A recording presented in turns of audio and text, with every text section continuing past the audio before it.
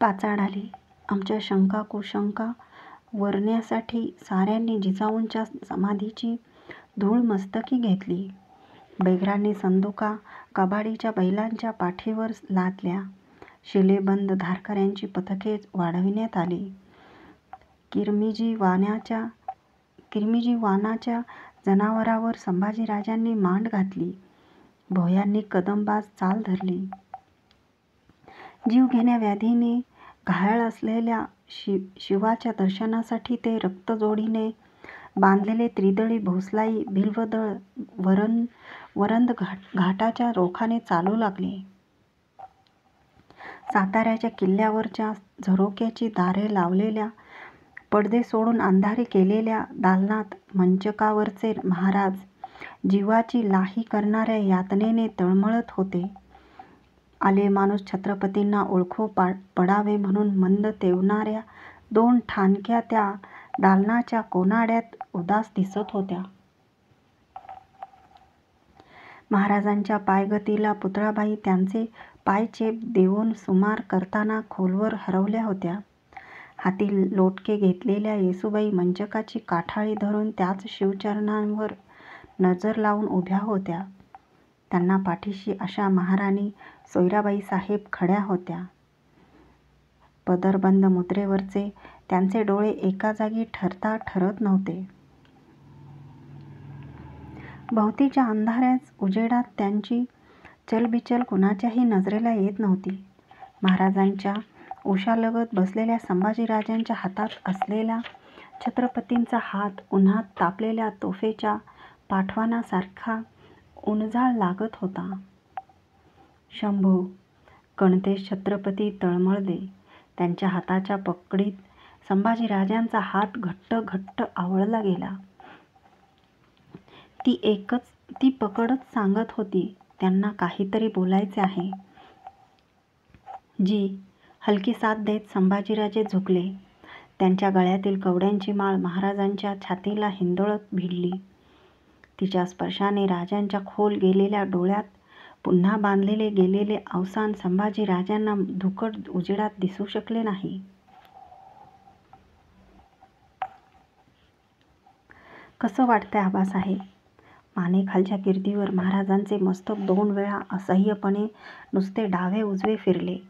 उडालेल्या डोळ्यांनी महाराज संभाजीराजांच्या धुकट उजेडातही लखलखणाऱ्या डोळ्यांकडे नुसते बघतच राहिले. सेवेत असलेल्या शिवराम शास्त्री वैद्य दालनात आले. शिंपल्यातून त्यांनी कसली तरी उगाळलेली मात्रा आणली होती. स्वामी, डोळे मिटलेल्या महाराजांना वैद्यांनी मंचकाजवळ येत केवढी तरी मायेची कातरलेली साद घातली. महाराजांनी डोळे उघडले. मात्रा. संभाजीराजांनी महाराजांना उठते करावे म्हणून त्यांच्याकडे बघत वैद्यांनी शिंपला पुढे केला. मानेखाली हात देत संभाजीराजांनी आबासाहेबांना हळुवार वर घेत बसते केले. शिंपला ओठांशी नेत वैद्यांनी बोटाने महाराजांना मात्रा चाटविली. पुतळाबाईंनी तत्परतेने पोसाने राजांचे ओठ टिपले. काही क्षण गेले. मात्रा पोटात जाताच वाढीव वाऱ्याने ढगांची घुसळण करावी तसे होऊन राजांची आतडे ढवळून निघाली. त्यांचे दोन्ही हात लांब पसरते झाले. नरड्याची घाटी लकलकली. घाबरे झालेले वैद्य महाराजांना हातांचा आधार देत म्हणाले, तस्त. महाराजांच्या तोंडासमोर पुतळाबाईंनी मंचकाखालचे तस्त उचलून धरले. मात्र दिली मात्रा आतल्या कफासह उलटून पडली. महाराजांना खळखळून उलटी झाली. वैद्यांचा हात महाराजांच्या पाठीवरून फिरू लागला. स्वामींना लेटते करा. वैद्यांनी राजांच्या बगलेत हात दिला. संभाजीराजांनी मानेखाली हात देऊन आबासाहेबांना पुन्हा झोपते केले. शिव मनाच्या विचाराशी मेळ घालण्यासाठी हाताची बोटे चाळवीत वैद्य ओढल्या पायांनी दालनाबाहेर पडले. मोहोळ भरल्यासारखे एका क्षणातच संभाजीराजांच्या मनात असंख्य विचार येऊ लागले. मंचक सोडून ते उठले. वैद्यांच्या मागाने दालनाबाहेर पडले. साफ होणारी सहान शास्त्रीबुवा निरखीत होते. शास्त्रीबुवा, आम्हास धीर निघत नाही. महाराज साहेबांच्याकडे बघवत नाही.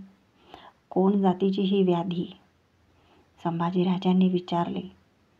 आम्ही उपचारांची शिकस्त करतो आहोत युवराज.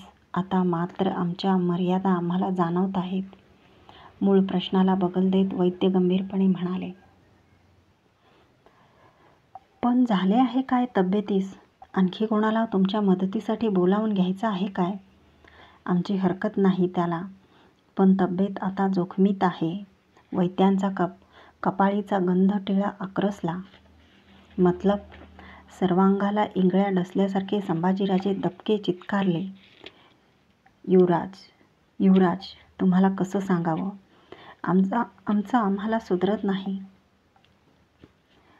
बुवा, काय करणं आहे आम्हास सांगा. आम्ही आमचा प्राण देऊन आबासाहेबांना वाचवू. पुढे झालेल्या संभाजीराजांनी वैद्यांचे हात आपल्या हाती घेऊन आवेगी हलविले. त्यानं उतारा मिळता तर आम्हीच आमचा देह स्वामींच्या पायी ठेवला असता युवराज. वैद्य शांतपणे बोलले. मग काय केलं पाहिजे सांगा शास्त्रीबुवा. वैद्यांनी मान खाली घातली. माणसांना करता येण्यासारखं एकच आहे. काय? कुलदेवता भवानीची भाक. वैद्यांचे डोळे भरून आले. बुवा, युवराज महाराजांची व्याधी ऐकायला दगडाचे मन आणि लोखंडाचं काळीच करावं लागेल. करता? संभाजीराजांची चर्या असंख्य शंकांच्या गळांनी ताणून टाकली. जनार्दन, वैद्यांनी पळशीत सहान भरणाऱ्या शिष्याला साथ घातली. जी म्हणत तो पुढे आला. स्वामींच्या दालनातून तस्त घेऊन ये, वैद्यांनी त्याला सांगितलं. जनार्दन बाहेर पडला. थोड्याच वेळात तस्त घेऊन परतला. ते हाती घेत वैद्यबुवा झरोक्याशी आले. बुवराज, ही स्वामींच्या तोंडून उलटून पडलेली मात्रा बघा. संभाजीराजे थरकत्या पावलांनी झरोक्याजवळ गेले. तस्तात बघताना त्यांना पिवळट जांभळट कफ मात्रेचा लगदा दिसला. त्यांच्या डोळ्यातले रंग ते बघताना पलटले. बुवा, संभाजीराजांच्या तोंडून दबला भयकातर चित्कार उठला. होय युवराज, स्वामींना अभक्ष प्रयोग झाला आहे. विषबाधा घडली आहे. विचित्र आहे ही व्याधी. कोठ्यातलं अन्न न पचता जागीच गाठी होऊन पडलं आहे.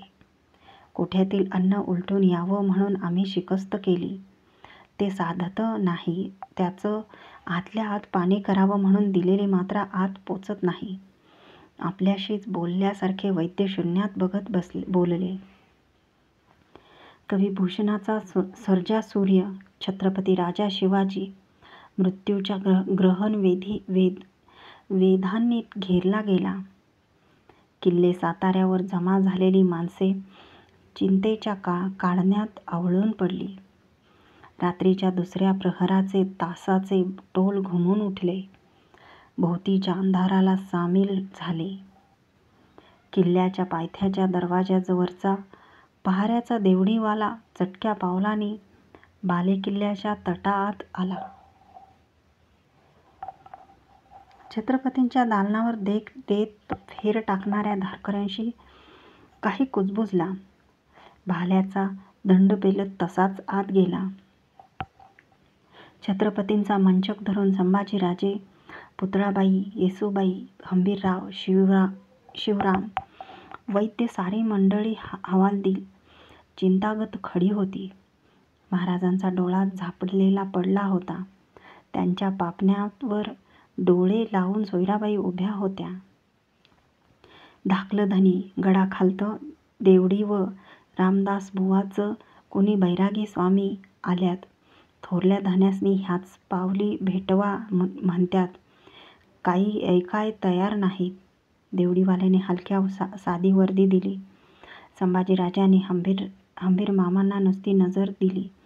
तिचा मतलब जाणून हंबीरराव चल म्हणत देवडीवाल्यासह दालनाबाहेर पडले. किल्ल्याच्या पायथ्याशी दिंडी दरवाजाबाहेर गर्दन घालून हंबीररावांनी बाहेरची आसामी पलोत्याच्या धुसर उजेडात पारखली. बाहेर अंधाराला चिरत धनुष्याच्या टणत्कारासारखा रामबोल उठला. जय जय रघुवीर समर्थ. घातले पाऊल तसेच पुढे घेऊन हंबीरराव दिंडी बाहेर आले. बाहेर समर्थ शिष्य तपस्वी कल्याणस्वामी उभे होते. बेंबीपर्यंत रुळणारी काळी दाट दाढी, कपाळावर टाळूमागे बांधलेले केसांचे टोके जटा होऊन मानेभोवती उतरलेली दंड मनगट, गळ्यात रुद्राक्ष माळा, कपाळी भस्माचे पट्टे, हाती कमंडलू व लाकडी थोपा, ढालीसारखी खोल तेजस्वी मुद्रा, काखेला बैरागी झोळी. सेनापती समर्थांची आज्ञा आहे. समय न दवडता आम्हाला प्रथम छत्रपतींच्या समोर घेऊन चला.